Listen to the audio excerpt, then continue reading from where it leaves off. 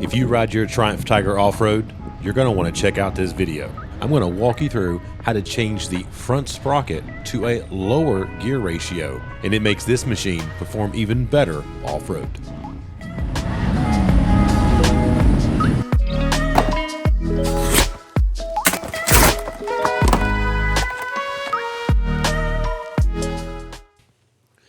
Let's talk about the tools that are going to be required for this.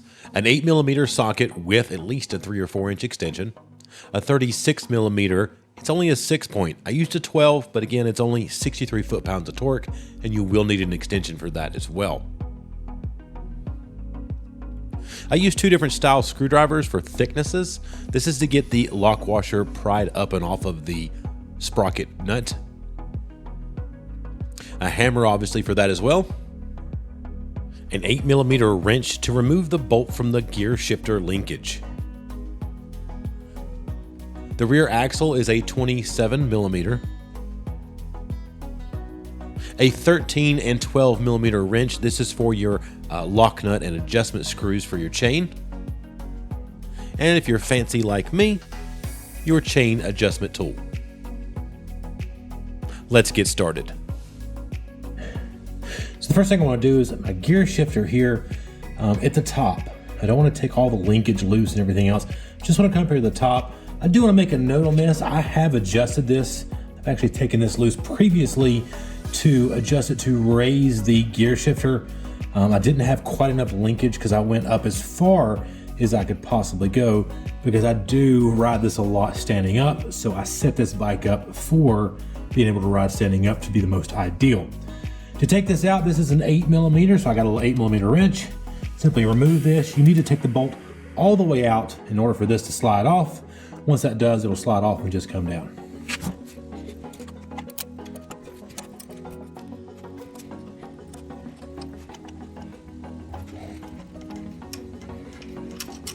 Again, this bolt does need to come all the way out in order to get this off. Once that's done, the wiggle, pull it off. I like to turn it up, put that back into it, and just kind of move that over out of the way. I'm going to pull this right here. Simply just pull on it, and it is right here. It just simply sits under there. Pull on that, pulls it out of the way. Now there is 2 8mm bolts we need to take out. Get this cover off.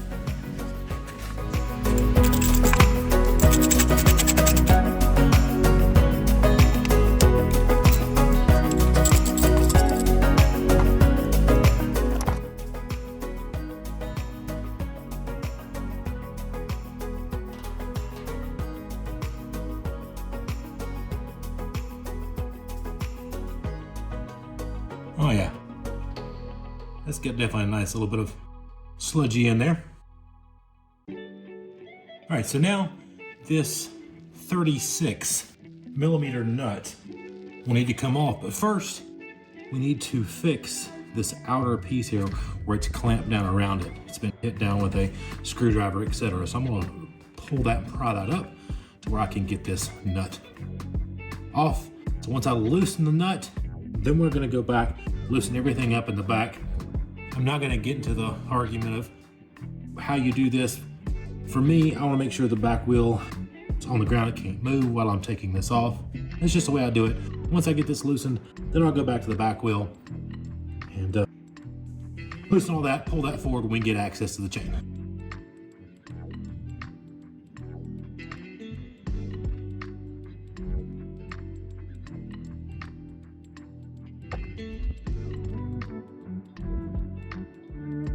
You can see I've got a fairly thin screwdriver.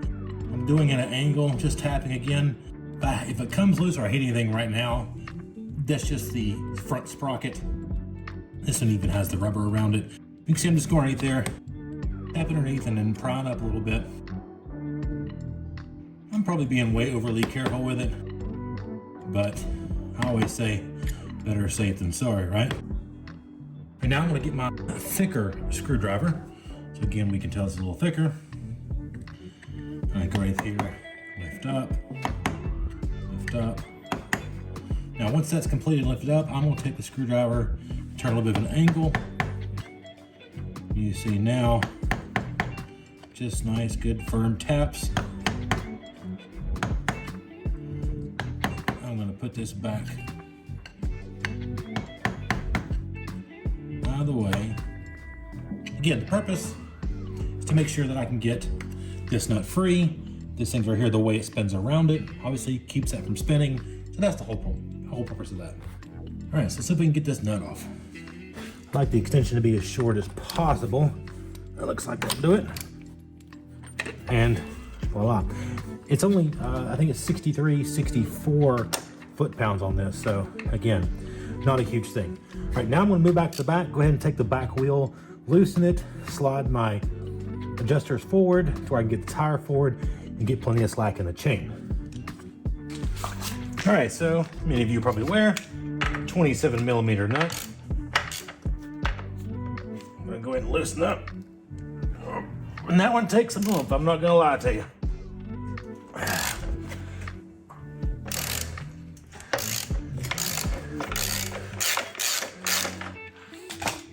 All right, there's a couple ways of doing this. You could, in theory, take this out, push it forward, take the chain off, take the tire out, or just get it out of the way, put the sprocket, put it back in, put the tire back on, then maybe adjust these in, etc. I'm going to a smaller tooth sprocket, so technically I'm gonna have to bring this backwards to tighten the chain. If you were going to a larger tooth, you would have to bring the tire forward, because it's gonna need more chain, more slack taken out of it. I'm just gonna simply loosen it. This is, see here, 13 on the lock nut. And then a 12 here. All right, bring that all the way back. I'm just gonna give it some space. Like I said, again, this is gonna be going backwards. But right now, I just want to be able to get it far enough forward that I can take the chain off of it, and I'll redo all this shortly. All right, do the same thing on the other side.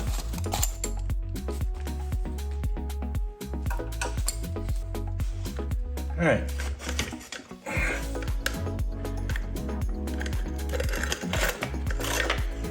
You see that's plenty enough. Again, I've slid it forward. I've got the chain loosened.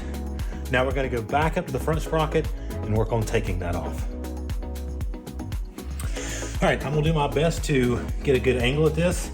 Remember, I'd already loosened this process before, so I'm gonna take this off. Now this is a me thing. I'm sure everybody else has their own way of doing something, but when I always take something off, when I take it off, I'm gonna place it exactly the way it was. Again, this scenario, you see there is a lip that indents around here. Again, that's to go around this shaft of the spline. So therefore, if it didn't do that, it would just tighten up against that. And obviously the sprocket would be loose. It would just tighten against the splines. So again, this one's, not hard to know which way it goes, but for me, I take it off and I set it down. I know if I pick it back up, that's the way it goes on. So I enjoy that. And then I'm just gonna kind of wiggle, move my crush washer, right? That's the washer we used earlier I crushed. We're gonna reuse that, so we'll put that up here as well.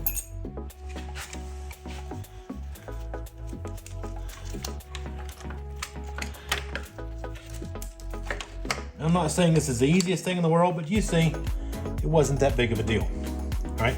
The old one is now off. Again, I wanna point out, let's see here, this one is hard to see that, but this one is a 16 tooth. That one comes factory on this. This is a 22900 RP. So again, just want to point that out. Now, as I look here, what I'm looking for is which direction it may matter for this to be bolted up. And I'm not seeing anything that's definitive that tells me otherwise. Here is the new one. Again, got from, I think it's Sprocket Center. Super light, yeah, there's Sprocket Center. Right, again, so let's put them side by side here. Now, you'll notice that this also has the rubber on it. Again, sometimes you can get them in there. There's no longer rubber there. They're just solid steel. I believe that's just something with the dampening, etc., just to reduce some of the noise, what I'm guessing. But again, this goes right back on. So.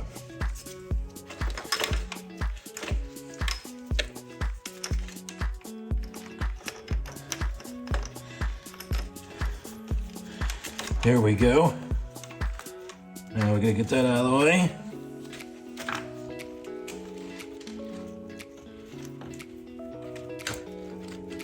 And voila.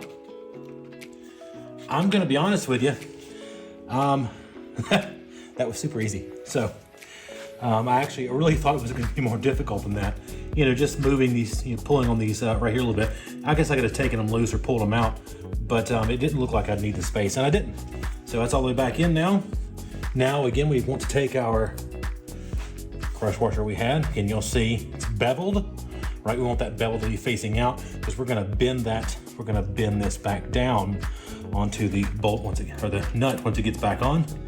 You also see that this does have to fit onto the splines itself. There you go, make sure it is on the splines. Again, you notice, see, actually it's cut to make it go around the shaft, those splines. Again, I picked it up. It would go back on just like this. Again, this one's easy because we know that has to go around the splines.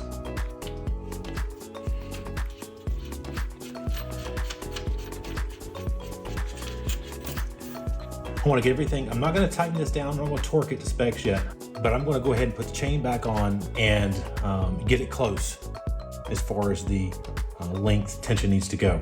And this is pretty much just the opposite of what we did on the removal.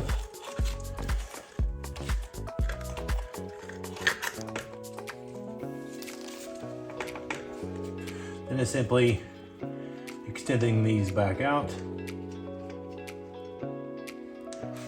I've basically pulled this back. I'm counting the little marks down here. Everybody does this a little differently. I'm just getting it close.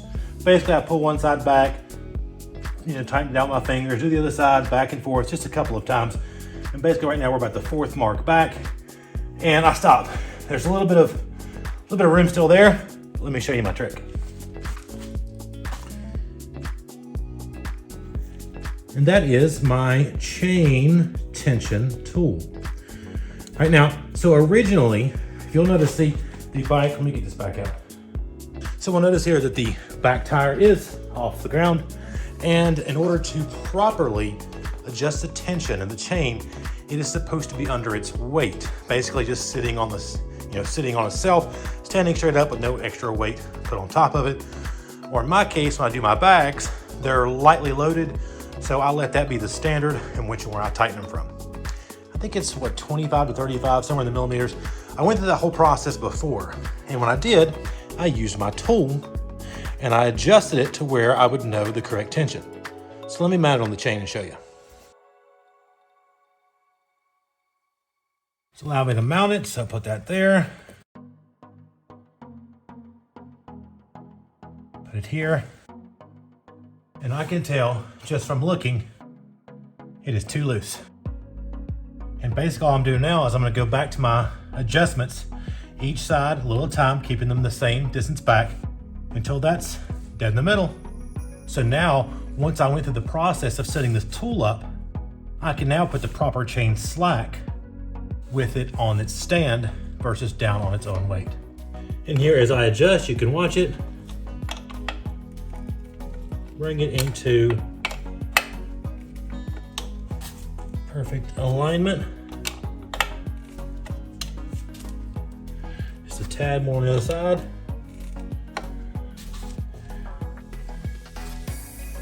And now it's perfectly aligned.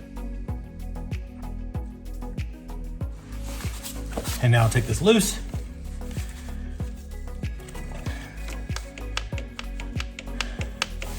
You see the chain is in there. All is good to go. Now we come back to the front. I'm gonna torque this down, put my cover back on, gear shifter back in, bolt back on, and we're gonna do some test drives. We're gonna see the difference between the 16 and now the 15.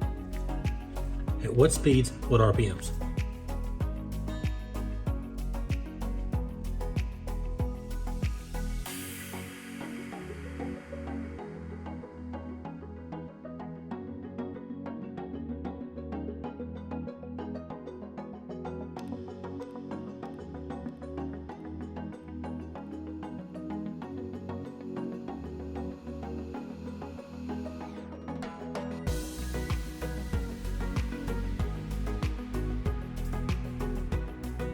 let's go take a test drive. I'm going to put up on the screen on the white background of the speedometer, that is the original 16 tooth, and if it's got the black background like it has now, that will be the 15 tooth, and I'll put those side by side.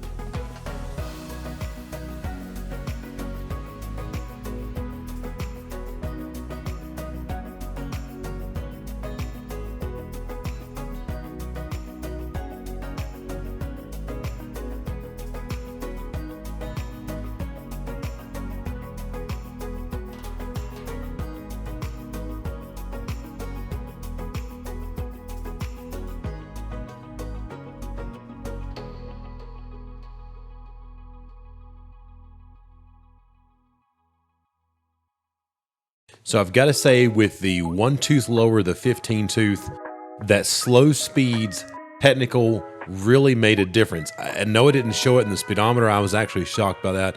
I thought it would have been lower than it was, but it's a massive difference. And it'll stand up simply just by rolling throttle at this point. I like it so much, I'm going to use it this way for a while, but I've already ordered a 14, and I want to try that just so I can see the differences, and I'll probably come back and update just to show the mile-per-hour differences between the 16, 15, and the 14. That's it. Until next time, everybody take care.